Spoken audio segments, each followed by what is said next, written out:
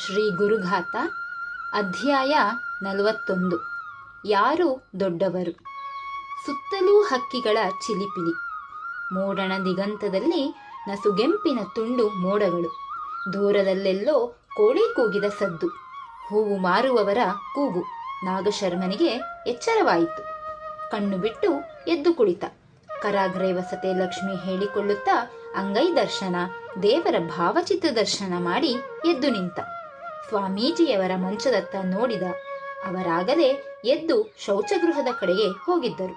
ಶರ್ಮನು ಸರಸರನೆ ಹಾಸಿಗೆ ಸುತ್ತಿ ತಾನು ಹಾಗೂ ಸ್ವಾಮೀಜಿಯವರು ಹೊದ್ದಿದ್ದ ಹೊದಿಕೆಗಳನ್ನು ಮಡಿಸಿ ಹಿತ್ತಲಿನ ಬಾಗಿಲಿಗೆ ಬಂದು ಹೊರಗೆ ಬಗ್ಗಿ ನೋಡಿದ. ಶಾಸ್ತ್ರಿಗಳು ಹಂಡೆ ನೀರಿನ ಒಲೆಗೆ ಉರಿ ಹಾಕುತ್ತಿದ್ದರು. ಶರ್ಮನು ಬಚ್ಚಲು ಮನೆಗೆ ಬಂದು ಹಲ್ಲುಜ್ಜಿ ಕೈಕಾಲು ಮುಖ ತೊಳೆದ. ಆ ವೇಳೆಗೆ ಸ್ವಾಮೀಜಿ ಬಚ್ಚಲು ಮನೆಗೆ ಬಂದರು. ಶರ್ಮ ಮುಖ ಒರೆಸಿಕೊಂಡು ಶೌಚಗೃಹಕ್ಕೆ ನಡೆದ. ಗುರು ಶಿಷ್ಯರು ಕೈಕಾಲು ಮುಖ ತೊಳೆದು ಬಂದು ಕುಳಿತರು. ಅಡುಗೆ ಮನೆಯಿಂದ ಜಾನಕಮ್ಮನವರು, ನಾಗಣ್ಣ ಸ್ವಲ್ಪ ಬಾರಪ್ಪ ಇಲ್ಲಿ ಎಂದು ಕೂಗಿದರು. ಪುಟ್ಟ ಪ್ಲೇಟ್ನಲ್ಲಿ ಕಾಫಿ ಇಟ್ಟು, ಇದನ್ನು ಸ್ವಾಮೀಜಿಯವರಿಗೆ ಕೊಟ್ಟು ಬಾ, ಆಮೇಲೆ ನಿನಗೆ ಕಾಫಿ ಕೊಡುತ್ತೇನೆ ಎಂದರು. ಗುರು ಶಿಷ್ಯರು ಕಾಫಿ ಕುಡಿದು ಹೊರ ನಡೆದು ಬಂಡಿಯ ಬಳಿಗೆ ಬಂದು ನಿಂತರು. ಸೂರ್ಯನ ಹೊಂಗಿರಣಗಳು ಬಂಡಿಯ ಶೋಭೆಯನ್ನು ಇನ್ನಷ್ಟು ಹೆಚ್ಚಿಸಿದ್ದವು. ಅವರಿಬ್ಬರೂ ಎತ್ತುಗಳ ಮೈದಡವುತ್ತಾ ನಿಂತರು. ಎದುರು ಮನೆಯವರು ನಂದೀಶ ಗಣೇಶರಿಗೆ ದೊಡ್ಡ ಬಕೆಟ್ನಲ್ಲಿ ಮುಸುರೆ ತಂದಿಟ್ಟರು. ಎತ್ತುಗಳು ಆನಂದವಾಗಿ ಕುಡಿದು ನಾಲಿಗೆ ಚಾಚುತ್ತಾ ಬಾಯಿಯ ಹೊರಭಾಗ, ಮೂಗಿನ ಭಾಗವನ್ನು ಸ್ವಚ್ಛಪಡಿಸಿಕೊಂಡವು. ಆ ವೇಳೆಗೆ ಶಾಸ್ತ್ರಿಗಳು ಅಲ್ಲಿಗೆ ಬಂದು, ಸ್ವಾಮೀಜಿ, ಸ್ನಾನಕ್ಕೆ ನೀರು ಕಾದಿದೆ, ನೀವು ಮತ್ತೆ ನಾಗಣ್ಣ ಸ್ನಾನ ಮಾಡಿಕೊಳ್ಳಿ, ನಿಮ್ಮ ಅನುಷ್ಠಾನಗಳನ್ನು ಮುಗಿಸುವ ವೇಳೆಗೆ ಉಪಹಾರ ಸಿದ್ಧವಾಗುತ್ತದೆ ಎಂದರು. ಗುರು ಶಿಷ್ಯರು ಸ್ನಾನ, ಅನುಷ್ಠಾನ, ಉಪಹಾರ ಮುಗಿಸಿ ಹೊರಡಲನುವಾದರು. ಆಗ ಶಾಸ್ತ್ರಿಗಳು, ಸ್ವಾಮೀಜಿ, ನಿನ್ನೆ ಭಕ್ತರು ಕೊಟ್ಟ ಹಣ್ಣುಗಳು ತುಂಬಾ ಇದೆ. ಕೆಲವರು ಉತ್ತುತ್ತೆ ದ್ರಾಕ್ಷಿಯ ಪ್ಯಾಕೆಟ್ಗಳನ್ನು ಕೊಟ್ಟಿದ್ದಾರೆ. ಈ ಕವರ್ನಲ್ಲಿ ನಿನ್ನೆ ಬಂದ ಕಾಣಿಕೆಯ ಹಣ 2130 ರೂ ಇದೆ ಎಂದರು. ಆಗ ಸ್ವಾಮೀಜಿ, ಅದರಲ್ಲಿ 4 ಹಣ್ಣು ಕಾಣಿಕೆ ಹಣ, ಉತ್ತುತ್ತೆ ದ್ರಾಕ್ಷಿ ಪ್ಯಾಕೆಟ್ಗಳನ್ನು ನಾಗಣ್ಣನಿಗೆ ಕೊಡಿ. ಉಳಿದ ಹಣ್ಣುಗಳು ನಿಮ್ಮಲ್ಲೇ ಇರಲಿ, ನೀವೂ ತಿನ್ನಿ, ಮನೆಗೆ ಬಂದವರಿಗೂ ಕೊಡಿ. ಬಾಯಿ ಮಾತಿಗೆ ಹೇಳಿದೆ, ಹಿರಿಯರಾದ ನಿಮಗೆ ಗೊತ್ತೇ ಇದೆ ಎಂದರು. ಶಾಸ್ತ್ರಿಗಳು ಸ್ವಾಮೀಜಿ ಹೇಳಿದಂತೆಯೇ ಮಾಡಿದರು. ನಂತರ ಶಂಕರ ಕೃಪಾನಂದ ಸ್ವಾಮೀಜಿ, ನಾಗಣ್ಣ ಒಳಗೆ ಹೋಗಿ ಒಂದು ಸ್ಟೀಲ್ ತಟ್ಟೆ ಕೇಳಿ ತೆಗೆದುಕೊಂಡು ಬಾ ಎಂದರು. ತಟ್ಟೆ ತಂದ ಮೇಲೆ 4 ಹಣ್ಣು ಮತ್ತು 500 ರೂಪಾಯಿ ಇಟ್ಟು ಶಾಸ್ತ್ರಿಗಳಿಗೆ ಕೊಟ್ಟು ನಮಸ್ಕಾರ ಮಾಡು, ಅಮ್ಮ ಅವರಿಗೆ ನಮಸ್ಕಾರ ಮಾಡು ಎಂದರು. ನಾಗಣ್ಣ ಶಾಸ್ತ್ರಿಗಳನ್ನು ಕರೆದು ಹಣ್ಣು ಕಾಣಿಕೆ ಕೊಡಲು ಹೋದಾಗ, ಸ್ವಾಮೀಜಿ, ಇವೆಲ್ಲ ಯಾಕೆ? ನಾನು ಏನು ಮಾಡಿದೆ ಅಂತ? ನನ್ನದು ತೀರಾ ಸಣ್ಣ ಸೇವೆ. ಅಂದು ನೀವು ಶಂಕರ, ಇಂದು ಶಂಕರ ಕೃಪಾನಂದ ಸ್ವಾಮೀಜಿ. ಪೂರ್ವಾಶ್ರಮದಲ್ಲಿ ನೀವು ನನ್ನ ಶಿಷ್ಯ ಅನ್ನೋದೇ ದೊಡ್ಡ ಹೆಮ್ಮೆ ಎಂದು ಕೈ ಮುಗಿದರು. ಆಗ ಸ್ವಾಮೀಜಿ, ಇಂದು ನಾನು ಏನಾದರೂ ಆಗಿರಲಿ, ನೀವು ನನ್ನ ಗುರುಗಳು, ವಿದ್ಯಾದಾನ ಮಾಡಿದಿರಿ, ಆದ್ದರಿಂದ ಈ ಸಣ್ಣ ಕಾಣಿಕೆ ಸ್ವೀಕರಿಸಬೇಕು ಎಂದರು. ಪತಿ ಪತ್ನಿ ಮರುಮಾತಿಲ್ಲದೆ ಕಾಣಿಕೆ ಹಣ್ಣು ಸ್ವೀಕರಿಸಿದರು. ಗುರುಗಳೇ, ನಾವಿನ್ನು ಬರುತ್ತೇವೆ. ಕೈಲಾಸ ಪರ್ವತ ಯಾತ್ರೆ ಬಳಿಕ ಯೋಗಾಯೋಗ ಇದ್ದರೆ ಮತ್ತೆ ಭೇಟಿಯಾಗುತ್ತೇವೆ. ಜೈ ಗುರುದೇವದತ್ತ ಎನ್ನುತ್ತಾ ಗುರು ಶಿಷ್ಯರು ಬಂಡಿಯ ಬಳಿಗೆ ಬಂದರು. ನಾಗಶರ್ಮನು ನಂದೀಶ ಗಣೇಶನನ್ನು ನೊಗಕ್ಕೆ ಕಟ್ಟಿದ. ಗುರು ಶಿಷ್ಯರು ಬಂಡಿ ಏರಿದರು. ಅಕ್ಕಪಕ್ಕದವರು ಬಂದು ಶಾಸ್ತ್ರಿ ದಂಪತಿಗಳ ಜೊತೆ ಬೀದಿ ಬದಿಯಲ್ಲಿ ನಿಂತು ಸ್ವಾಮೀಜಿಯವರನ್ನು ಬೀಳ್ಕೊಟ್ಟರು. ಶಾಸ್ತ್ರಿಗಳು ಬಂಡಿ ಜೊತೆಯಲ್ಲಿ ರಸ್ತೆ ತಿರುವಿನವರೆಗೆ ಹೋಗಿ ಶುಭ ಕೋರಿ ಬೀಳ್ಕೊಟ್ಟು ಮನೆಗೆ ಬಂದರು. ಹೃದಯ ಭಾರವಾಗಿತ್ತು. ಇತ್ತ ಗುರು ಶಿಷ್ಯರ ಬಂಡಿ ಪಯಣ ಕಮ್ಮಾರಘಟ್ಟದತ್ತ ಸಾಗಿತು. ಸ್ವಲ್ಪ ಹೊತ್ತಿನ ಬಳಿಕ ಬಂಡಿಯು ಶಿವಮೊಗ್ಗ ನಗರವನ್ನು ದಾಟಿ ಹೊರವಲಯಕ್ಕೆ ಬಂದಿತು. ನಾಗಣ್ಣ ಭೇಟಿ ಅಗಲಿಕೆ ಜೀವನದಲ್ಲಿ ನಡೆಯುತ್ತಲೇ ಇರುತ್ತದೆ. ಆತ್ಮೀಯತೆಯು ಹೆಚ್ಚಾದಂತೆಲ್ಲ ಅಗಲಿಕೆಯ ನೋವು ಹೆಚ್ಚು. ನಾವು ಸನ್ಯಾಸಿಗಳು ಹರ್ಷ ದುಃಖಗಳಿಗೆ ಅತೀತರಾಗಿರಬೇಕು. ಸಮಭಾವ, ಸರ್ವಾತ್ಮ ಭಾವದಲ್ಲಿ ನಾವಿರಬೇಕು. ಆಯಿತು, ಇದನ್ನೆಲ್ಲ ಇಲ್ಲಿಗೆ ಬಿಡು. ಗುರುನಾಥರ ಮಹಿಮಾ ಪ್ರಸಂಗಗಳ ವಿಚಾರಕ್ಕೆ ಬರೋಣ. ಗುರುನಾಥರ ಸನ್ನಿಧಿಯಲ್ಲಿ ಜಿಜ್ಞಾಸೆಗಳು, ವಿಚಾರ ಮಂಥನಗಳು ನಡೆದು ಅಂತಿಮವಾಗಿ ಒಂದು ಉತ್ತರ ಪ್ರಾಪ್ತಿಯಾಗುತ್ತಿತ್ತು. ಒಮ್ಮೆ ಹಿರಿಯ ಗುರುಭಕ್ತರೋರ್ವರು ಶ್ರೀಗುರುಗಳ ಮನೆಗೆ ಬಂದು ಅಲ್ಲಿದ್ದ ಮಣ್ಣಿನ ಗಣಪತಿ ಮೂರ್ತಿಗಳನ್ನು ನೋಡುತ್ತಾ ಕುಳಿತರು. ಅವರ ಮನದ ಜಿಜ್ಞಾಸೆಯನ್ನು ಶ್ರೀ ಗುರುನಾಥರು ಗುರುತಿಸಿದರು. ಆ ಪ್ರಸಂಗ ಹೀಗಿದೆ. ಒಮ್ಮೆ ಗೃಹಸ್ಥರೊಬ್ಬರು ಗುರುವರ್ಯರ ಮನೆಯಲ್ಲಿದ್ದಾಗ ಅಲ್ಲಿನ ಮಣ್ಣಿನ ಗಣಪತಿ ವಿಗ್ರಹಗಳನ್ನು ನೋಡುತ್ತಾ ಕುಳಿತಿದ್ದರು. ಆಗ ಶ್ರೀ ಗುರುಗಳು, ವಿಸರ್ಜನೆ ಏಕೆ ಮಾಡಿಲ್ಲ ಅಂದುಕೊಳ್ಳುತ್ತಿದ್ದೀರಾ ಎಂದರು. ಅದಕ್ಕೆ ಹೌದು ಎಂದರು.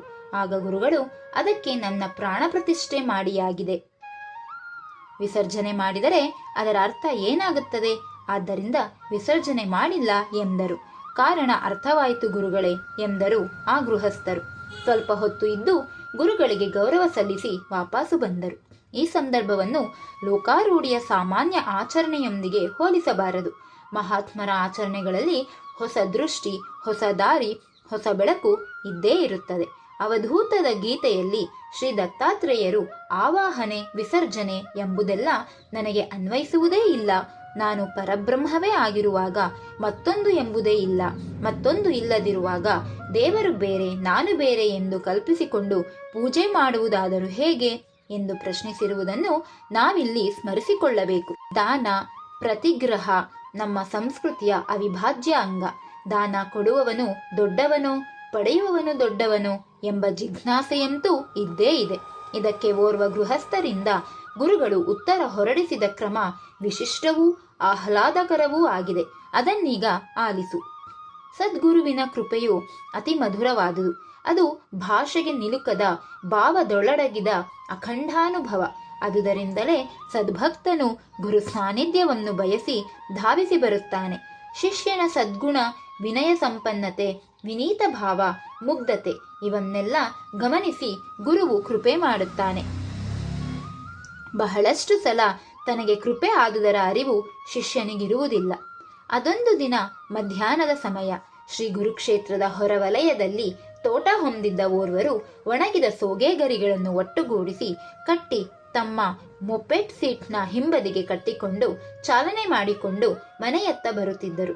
ಶ್ರೀ ಗುರುನಿವಾಸದ ಮುಂದೆ ಎಂದಿನಂತೆ ಒಂದು ಟವೆಲ್ ಧರಿಸಿ ನಿಂತಿದ್ದ ಶ್ರೀ ಗುರುನಾಥರು ದೂರದಿಂದಲೇ ಕಂಡುಬಂದರು. ಗುರುವರಿಯರ ಮುಂದೆ ವಾಹನ ಚಾಲನೆ ಮಾಡಿಕೊಂಡು ಹೋಗುವುದು ಸರಿಯಲ್ಲ ಎಂದು ಭಾವಿಸಿದ ಇವರು ಅವರಿಗೆ ಗೌರವ ಸೂಚಿಸಲು ವಾಹನದಿಂದ ಇಳಿದು ವಾಹನವನ್ನು ತಳ್ಳಿಕೊಂಡು ಹೆಜ್ಜೆ ಹಾಕುತ್ತಾ ಶ್ರೀ ಗುರುನಿವಾಸದ ಮುಂದೆ ಬರುತ್ತಿದ್ದಂತೆ ಇವರ ಮನದಲ್ಲಿನ ಭಕ್ತಿ ಭಾವವನ್ನು ಅರಿತ ಶ್ರೀ ಗುರುಗಳು, ಓ ಬನ್ನಿ ಇಲ್ಲಿ, ಹಾಗೆ ಹೋಗ್ತೀರಾ? ಅದಾಗೋದಿಲ್ಲ, ಬನ್ನಿ ಒಳಗೆ ಎಂದರು. ಆಗ ಆ ಗೃಹಸ್ಥರು ವಾಹನವನ್ನು ಪಕ್ಕಕ್ಕೆ ನಿಲ್ಲಿಸಿ ಗುರುಗಳಿಗೆ ನಮಸ್ಕರಿಸಿ ಅವರ ಆದೇಶದಂತೆ ಗುರುನಿವಾಸದೊಳಕ್ಕೆ ಹೋದರು. ಇವರಿಗೆ ಕಾಫಿ ಎಂದರೆ ಬಹಳ ಇಷ್ಟ. ಬಿಸಿಲಿನಲ್ಲಿ ಬಂದಿದ್ದು ಬಾಯಾರಿಕೆಯೂ ಆಗಿತ್ತು. ಯಾರೋ ಒಬ್ಬರು ಇವರಿಗೆ 1 ಲೋಟ ಕಾಫಿ ತಂದು ಕೊಟ್ಟರು. ಗುರುಗಳು ತಮ್ಮ ಕುರ್ಚಿಯಲ್ಲಿ ಆಸೀನರಾದರು. ಸಂಕಷ್ಟ ಪರಿಹಾರಕ್ಕಾಗಿ ಕಾದು ಕುಳಿತ ಸಾಕಷ್ಟು ಮಂದಿ ಭಕ್ತರು ಅಲ್ಲಿದ್ದರು. ಮತ್ತೆ ಕೆಲವರು ಗುರುದರ್ಶನದ ಸಲುವಾಗಿಯೇ ಬಂದವರೂ ಇದ್ದರು. ಈ ಗೃಹಸ್ಥರು ಕಾಫಿ ಕುಡಿದು ಲೋಟ ಕೆಳಗಿಟ್ಟು ಗುರುಗಳತ್ತ ನೋಡತೊಡಗಿದರು.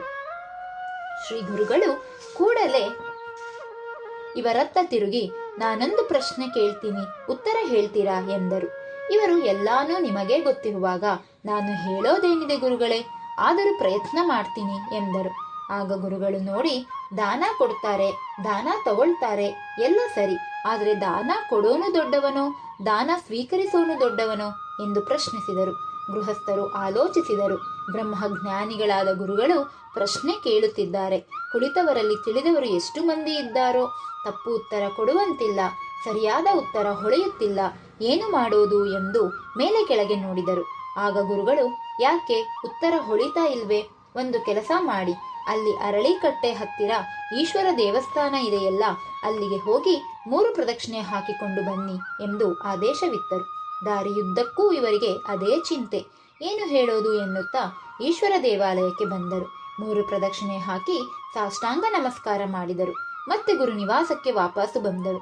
ಆಗ ಶ್ರೀ ಗುರುಗಳು, ಏನ್ ಸರ್, ಈಗ ಏನಾದರೂ ಹೇಳಬಹುದೇ ಎಂದರು. ಇವರು ಏನೂ ತೋಚುತ್ತಿಲ್ಲ ಎಂದರು. ಆಗ ಗುರುಗಳು, ಏಯ್ ಯಾರೋ ಅಲ್ಲಿ, 1 ಲೋಟ ಬಿಸಿ ಬಿಸಿ ಕಾಫಿ ತಗೊಂಡು ಬಾರೋ ಎಂದರು. ಒಳಗಿದ್ದ ಭಕ್ತರು ಕಾಫಿ ತಂದರು. ಅದನ್ನು ಅವರಿಗೆ ಕೊಡು ಎಂದರು. ಆ ಗೃಹಸ್ಥರು ಕಾಫಿ ಕುಡಿದರು. ಇನ್ನೂ 1 ಲೋಟ ಕಾಫಿ ತೆಗೆದುಕೊಂಡು ಬಾ ಎಂದರು. ಈ ರೀತಿ 3 ಲೋಟ ಕಾಫಿ ತರಿಸಿ ಆ ಗೃಹಸ್ಥರಿಗೆ ಕುಡಿಯಲು ಹೇಳಿದರು. ಅವರು ಕಾಫಿ ಕುಡಿದು ಕುಳಿತರು. ಈಗ ಹೇಳಿ, ಉತ್ತರ ಹೇಳಿ ಎಂದರು ಶ್ರೀ ಗುರುಗಳು. ಅದೇನು ಪರಮಾಶ್ಚರ್ಯವೋ, ಅವರಿಗೆ ಉತ್ತರ ಹೊಳೆದು ಬಿಟ್ಟಿತು. ಗುರುಗಳೇ, ದಾನ ಕೊಡೋನಿಗಿಂತ ಪಡೆದುಕೊಳ್ಳೋನೇ ದೊಡ್ಡವನು ಎಂದರು. ಆಗ ಗುರುಗಳು, ಅದು ಹೇಗೆ, ಸ್ವಲ್ಪ ವಿವರಿಸಿ ಹೇಳಿ ಎಂದರು. ಈ ಗೃಹಸ್ಥರು, ದಾನ ಕೊಡಲು ಎಲ್ಲ ಸಿದ್ಧ ಮಾಡಿಟ್ಟುಕೊಳ್ಳಬಹುದು, ಪಡೆದುಕೊಳ್ಳುವವನೇ ಬರದಿದ್ದರೆ ದಾನ ಹೇಗೆ ಸಾಧ್ಯ? ದಾನಿಗೆ ಸಮಾಧಾನ ತಂದುಕೊಡುವವನು ಪಡೆದುಕೊಳ್ಳುವವನೇ, ಸಕಾಲದಲ್ಲಿ ಬಂದು ದಾನ ಸ್ವೀಕರಿಸುವವನೇ ದೊಡ್ಡವನು ಎಂದು ಉತ್ತರವಿತ್ತರು. ಈ ಉತ್ತರ ಹೇಗೆ ಬಂದಿತೋ ಅವರಿಗೆ ತಿಳಿಯದು. ತತ್ಕ್ಷಣವೇ ಶ್ರೀ ಗುರುಗಳು ಅಲ್ಲಿಯೇ ಇದ್ದ ಒಬ್ಬ ಪುರೋಹಿತರಿಗೆ ಬರೀ ದಾನ ತೆಗೆದುಕೊಳ್ಳೋದಷ್ಟೇ ಅಲ್ಲ, ದಾನ ಕೊಡುತ್ತಲೂ ಇರಬೇಕು, ದಾನ ಸ್ವೀಕರಿಸುವವನು ದೊಡ್ಡವನು ಎಂಬುದನ್ನು ಮರೆಯಬಾರದು ಎಂದರು. ಸ್ವಲ್ಪ ಹೊತ್ತಿನ ನಂತರ ಮಹಾಪ್ರಸಾದವಾಯಿತು. ನಂತರ ಭಕ್ತರು ಸ್ವಸ್ಥಳಗಳತ್ತ ವಾಪಸ್ಸು ಹೊರಟರು. ಸದ್ಭಕ್ತರಿಗೆ ಯಾವ ಕಾಲಕ್ಕೆ ಏನನ್ನು ಕೊಡಬೇಕೋ ಅದನ್ನು ಗುರುಗಳು ಕೊಡುತ್ತಾರೆ. ಭಕ್ತರಿಗೆ ದೃಢ ನಂಬಿಕೆ ಇರಬೇಕು. ಈ ಪ್ರಸಂಗದಲ್ಲಿ ಶ್ರೀ ಗುರುನಾಥರು ಶಿಷ್ಯನಿಗೆ ಜ್ಞಾನವನ್ನು ನೀಡಿ ಉದ್ಧರಿಸಿದರು. ಭಕ್ತನ ವಿನಮ್ರ ಭಾವವನ್ನು ಗಮನಿಸಿದ ಗುರುಗಳು ಅವರಿಗೆ ಜ್ಞಾನ ನಿಧಿಯನ್ನೇ ಕರುಣಿಸಿ ಕೃಪೆ ಮಾಡಿದರು. ಗೃಹಸ್ಥಾಶ್ರಮವು ಆಧ್ಯಾತ್ಮಿಕ ಸಾಧನೆಗೆ ಬಾಧಕವಲ್ಲ. ಮನಸ್ಸನ್ನು ನಿರ್ಲಿಪ್ತವಾಗಿಟ್ಟುಕೊಂಡು ದೊರೆತ ಸಮಯವನ್ನು ಆಧ್ಯಾತ್ಮಿಕ ಸಾಧನೆಗೆ ಬಳಸಿಕೊಳ್ಳಲು ದೃಢ ನಿಶ್ಚಯವಿರಬೇಕು. ಓರ್ವ ರಾಜಸ್ಥಾನ ಮೂಲದ ಮಹಿಳೆಯೋರ್ವಳು ಕರ್ನಾಟಕಕ್ಕೆ ಬಂದು ಬಹಳ ಸಮಯವಾಗಿತ್ತು. ಗುರುಕ್ಷೇತ್ರದ ಸಮೀಪದ ಜಿಲ್ಲಾ ಕೇಂದ್ರದಲ್ಲಿದ್ದ ಆಕೆ ತಮ್ಮನ್ನು ತೀವ್ರ ಆಧ್ಯಾತ್ಮಿಕ ಸಾಧನೆಯಲ್ಲಿ ತೊಡಗಿಸಿಕೊಂಡರು. ಋಷಿ ಮುನಿಗಳಿಗೆ ಭಗವಂತನ ದರ್ಶನವಾದಂತೆ ಈಕೆಗೂ ಶ್ರೀ ಭಗವಂತನ ಸಾಕಾರ ರೂಪದ ದರ್ಶನವಾಗತೊಡಗಿತು. ದೇವರ ಸಾಕ್ಷಾತ್ಕಾರವಾದ ಮೇಲೆ ಮತ್ತೇನು ಎಂಬ ಪ್ರಶ್ನೆ ಮೂಡುತ್ತದೆಯಲ್ಲವೇ? ಆಕೆಗೆ ಒಂದು ಮಹಾನ್ ದಿವ್ಯ ದರ್ಶನದ ಹಂಬಲ ಉಂಟಾಗಿತ್ತು. ಆಕೆ ಶ್ರೀ ಗುರುಗಳ ಬಳಿ ಬಂದಾಗ ಗುರುಗಳು ಮಾರ್ಗದರ್ಶನ ಮಾಡಿದ ಪರಿ ಮನನೀಯವಾಗಿದೆ. ಭಗವಂತನ ಸಾಕ್ಷಾತ್ ದರ್ಶನವಾದ ಮೇಲೆ ಏನು ಮಾಡಬೇಕು ಎಂದು ಶ್ರೀ ಗುರುಗಳು ಮಾರ್ಗದರ್ಶನವಿತ್ತ ಬಗೆಯನ್ನೀಗ ಆಲಿಸುವವನಾಗು. ಜಿಲ್ಲಾ ಕೇಂದ್ರದಲ್ಲಿದ್ದ ಮಹಿಳೆಯೊಬ್ಬರು ಮಹಾನ್ ದೈವಭಕ್ತರಾಗಿದ್ದರು. ಅದು ನಾವು ನೀವು ನೋಡುವ ಪ್ರಾಪಂಚಿಕರ ಆಡಂಬರದ ಭಕ್ತಿಯಾಗಿರಲಿಲ್ಲ, ಭಾವನಾಪೂರ್ವಕ ನಿಜ ಭಕ್ತಿಯಾಗಿತ್ತು. ಗೃಹ ಕೃತ್ಯಗಳನ್ನು ಸಮರ್ಪಕವಾಗಿ ನಿರ್ವಹಿಸಿ ಉಳಿದ ಸಮಯದಲ್ಲಿ ಆಕೆಯು ಕೃಷ್ಣನ ಧ್ಯಾನಕ್ಕೆ ಕುಳಿತು ಬಿಡುತ್ತಿದ್ದರು. ಹೀಗಿರುವಾಗ ಒಮ್ಮೆ ಆಕೆಗೆ ಶ್ರೀ ಕೃಷ್ಣನ ದಿವ್ಯ ದರ್ಶನವಾಯಿತು. ಆ ಮಹಿಮನ ಆಶೀರ್ವಾದ ಲಭಿಸಿತು. ಸ್ವಲ್ಪ ದಿನಗಳ ನಂತರ ಆಕೆಯ ಮನಸ್ಸಿನಲ್ಲಿ ಶ್ರೀಕೃಷ್ಣನ ದರ್ಶನವಾಯಿತು. ಶ್ರೀ ವಿಷ್ಣುವಿನ ದರ್ಶನವನ್ನು ಮಾಡಬಾರದೇಕೆ ಎಂಬ ಆಲೋಚನೆ ಮೂಡಿತು. ಶ್ರೀ ವಿಷ್ಣುವನ್ನು ಧ್ಯಾನಿಸತೊಡಗಿದರು. 1-2 ತಿಂಗಳು ಕಳೆಯಿತು. ಅದೊಂದು ದಿನ ಅವರು ಶ್ರೀ ವಿಷ್ಣುವಿನ ಧ್ಯಾನದಲ್ಲಿದ್ದಾಗ ಒಮ್ಮೆಲೆ ಮಹಾಬೆಳಕು ಅವರ ಆಜ್ಞಾಚಕ್ರದತ್ತ ನುಗ್ಗಿತು. ಅಂತಹ ಅದ್ಭುತ ಬೆಳಕನ್ನು ಅವರು ನೋಡಿದುದು ಅದೇ ಮೊದಲು. ಆಕೆಗೆ ಕೂಡಲೇ ತಮ್ಮ ಮಹತ್ವಾಕಾಂಕ್ಷೆಯ ಅರಿವಾಯಿತು. ಆ ದಿವ್ಯ ಬೆಳಕಿನ ನಡುವೆ ಶ್ರೀ ವಿಷ್ಣುವನ್ನು ಹುಡುಕಲೆತ್ನಿಸಿದರು. ಸಾಧ್ಯವಾಗಲಿಲ್ಲ. ಕೆಲವೇ ಸೆಕೆಂಡ್ಗಳಲ್ಲಿ ಆ ಬೆಳಕು ಅದೃಶ್ಯವಾಯಿತು. ಆಕೆಗೆ ಧ್ಯಾನ ಮುಂದುವರಿಸಲಾಗಲಿಲ್ಲ. ನಿರಾಸೆಯಿಂದ ಎದ್ದರು. ಕೆಲವೇ ದಿನಗಳಲ್ಲಿ ಅವರಿಗೆ ಶ್ರೀ ಗುರುನಾಥರ ವಿಚಾರ ತಿಳಿಯಿತು. ಗುರುನಿವಾಸಕ್ಕೆ ಬಂದರು. ಗುರುಗಳಿಗೆ ನಮಿಸಿ ಎದುರು ಕುಳಿತು ಶ್ರೀಕೃಷ್ಣನ ದರ್ಶನವಾದರೂ ಶ್ರೀ ವಿಷ್ಣುವಿನ ದರ್ಶನವಾಗದಿರುವ ಬಗ್ಗೆ ತಮ್ಮ ಅಳಲನ್ನು ತೋಡಿಕೊಂಡರು. ಆಗ ಗುರುವರ್ಯರು ಸಂತೋಷಪಟ್ಟು, ನೀನು ಮಹಾಪುಣ್ಯವಂತೆ, ನೀನು ಮಾಡಬೇಕಾದುದು ಏನೂ ಇಲ್ಲ. ಗೃಹ ಕೃತ್ಯದ ಹೊಣೆಯನ್ನು ಚಿಕ್ಕವರಿಗೆ ವಹಿಸಿ ಹೆಚ್ಚಿನ ಸಮಯವನ್ನು ಧ್ಯಾನಕ್ಕೆ ಮೀಸಲಿಡು ಎಂದರು. ಆಕೆಗೆ ವಿಷ್ಣು ದರ್ಶನದ ಭರವಸೆ ಮೂಡಿತು. ಸಂತಸದಿಂದ ಹಿಂದಿರುಗಿದರು. ಗುರುವು ಹೆಚ್ಚೋ ದೇವರು ಹೆಚ್ಚೋ ಎಂಬುದು ಜಿಜ್ಞಾಸೆ ಕೆಲವರಿಗೆ. ನಿಜಕ್ಕೂ ಭಗವಂತನು ಭೂಮಿಯಲ್ಲಿರುವ ಯಾವುದರಿಂದಲೂ ಅಭಿನ್ನನಲ್ಲ. ಅಷ್ಟೇ ಅಲ್ಲ, ಸೂರ್ಯ, ಚಂದ್ರ, ಗ್ರಹ, ನಕ್ಷತ್ರಗಳಲ್ಲೂ ಅವನೇ ಇದ್ದಾನೆ. ಅವನ ವಿಭೂತಿಯು ಎಲ್ಲೆಲ್ಲೂ ಹರಡಿಕೊಂಡಿದೆ. ಅವನಿಲ್ಲದ ಒಂದಗುಲ ಸ್ಥಳವೂ ಇಲ್ಲ. ಆದ್ದರಿಂದ ಭಗವಂತನು ಗುರುವಿನಲ್ಲೂ ಇದ್ದಾನೆ. ಗುರುವಿನ ಮೂಲಕ ಮಾತನಾಡುತ್ತಾನೆ. ತಾಯಿಯಾಗಿ ನಮ್ಮನ್ನು ಸಲಹುತ್ತಾನೆ. ತಂದೆಯಾಗಿ ಕಾಲಕಾಲಕ್ಕೆ ಎಚ್ಚರಿಕೆ ಕೊಡುತ್ತಾನೆ.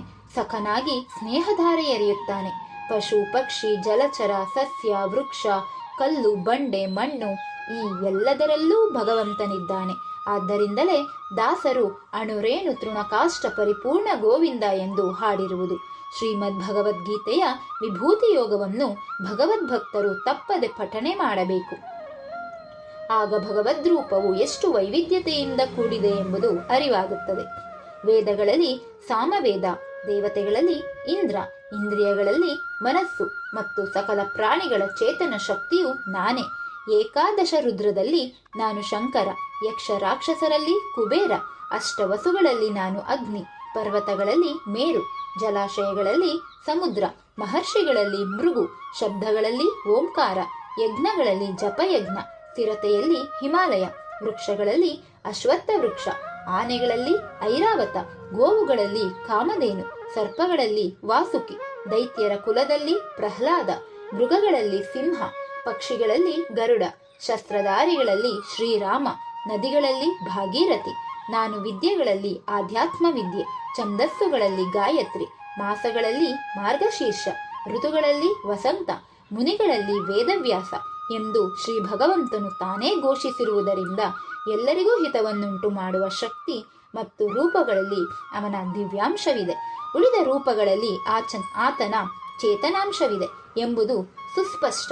ಕಂಬದಲ್ಲಿ ಅಣುರೂಪದಲ್ಲಿದ್ದು ಬೃಹತ್ ನರಸಿಂಹನಾಗಿ ಸ್ಫೋಟಗೊಂಡು ದುರುಳನ ಸಂಹರಿಸಿದವನು ಶ್ರೀ ಭಗವಂತನೇ.